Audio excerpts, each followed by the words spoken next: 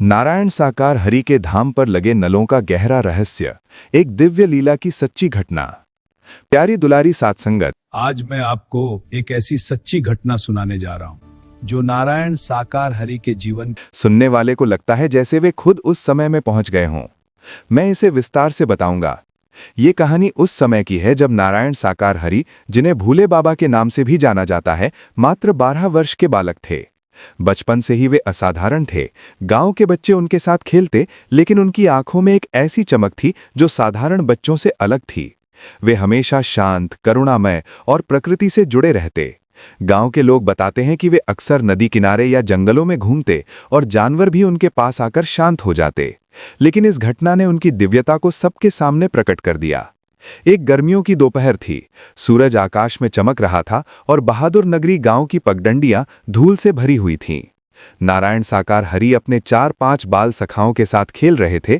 उनकी आवाज में एक गहराई थी जो बच्चों को आकर्षित करती थी। वे खेलते खेलते गांव के उस हिस्से में पहुंच गए जहां एक नाला बहता था, भरा हुआ। गांव वाले इसे काला नाला कहते थे और रास्ता बदल कर निकलते थे। बच्चे भी डरते थे, लेकिन उस दिन खेल की मस्ती में वे नाले के किनारे तक आ गए। अचानक नियति ने अपना खेल खेला। नारायण साकार हरि एक पत्थर पर पैर रखते हुए फिसल गए और वे सीधे उस गहरे कीचड़ युक्त नाले में जा गिरे। उनका छोटा सा शरीर पूरी तरह से कीचड़ में डूब गया। उनके सफेद वस्त्र, जो हमेशा साफ सुथरे रहते थे, अब काले कीचड़ से लिपट चुके थे। सखा घबरा गए और तभी वो चमत्कार हुआ जो इतिहास बदलने वाला था। जैसे ही नारायण साकार हरि का दिव्य शरीर उस नाले की सतह से छुआ, प्रकृति ने अपना रूप बदल लिया। पहले तो एक हल्की कंपन हुई, जैसे धरती के भीतर से कोई ऊर्जा जाग रही हो। फिर एक जोरदार गड़गड़ाहट, जैसे कोई प्राचीन स्रोत फूट रहा हो। सखाओं की आंखों के सामने उस गंदे नाले के बीचों बीच से शुद्ध शीतल जल की एक प्रचंड धारा फूट पड़ी। पानी इतनी तेजी से निकला कि कीचड़ को बहा कर ले गया। देखते ही देखते वो काला और मैला पानी दूध जैसे सफेद और पारदर्शी जल में बदल गया। जल इतना निर्मल था कि उसमें आसपास के पेड़ों की परछाई साफ दिखाई दे रही थी। उस धारा ने नारायण साकार हरि के अंगों पर लगी कीचड़ की हर बूंद को ऐसे साफ कर दिया जैसे वहां कभी गंदगी थी ही नहीं।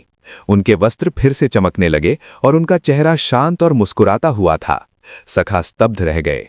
नारायण साकार हरि धीरे से उठे और बोले, ये गंगा मां का आशीर्वाद है सखा, प्रभु की लीला में सब संभव है। वाकई वो कोई साधारण जल नहीं था। गांव वाले जो दौड़कर आए, उन्होंने देखा कि नाला अब एक पवित्र धारा में बदल चुका था।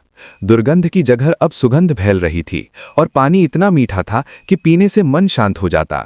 भक्तों का मानना है कि ये साक्षात गंगा मां थीं जो अपने प्रभु के चरण पखारने और उनके वस्त्रों की सेवा करने स्वयं प्रकट हुईं। ये घटना जल्दी ही पूरे गांव और आसपास के इलाकों में फैल गई। लोग आकर उस धारा में स्नान करने लगे और कई चमत्कार होने लगे।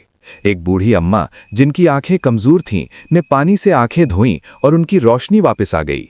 एक गरीब किसान, जिसकी फसल सूख रही थी, ने पानी छिड़का और फसल लहलहा उठी। ये सच्ची घटनाएं हैं जो बहादुर नगरी के बुजुर्ग आज भी सुनाते हैं। नारायण साकार हरि ने बाद में अपनी जिंदगी इंटेलिजेंस सर्विस और यूपी पुलिस में बिताई, लेकिन उनकी दिव्यता कभी छिपी नहीं। अब आते हैं आज के रहस्य पर। नारायण साकार हरि के धाम पर लगे उन नलों की महिमा।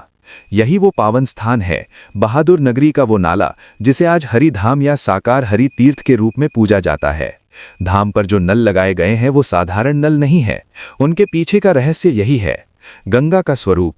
भक्तों का दृढ़ विश्वास है कि उन नलों से आने वाला जल उसी दिव्य धारा का अंश है जो प्रभु के 12 वर्ष की आयु में प्रकट हुई थी।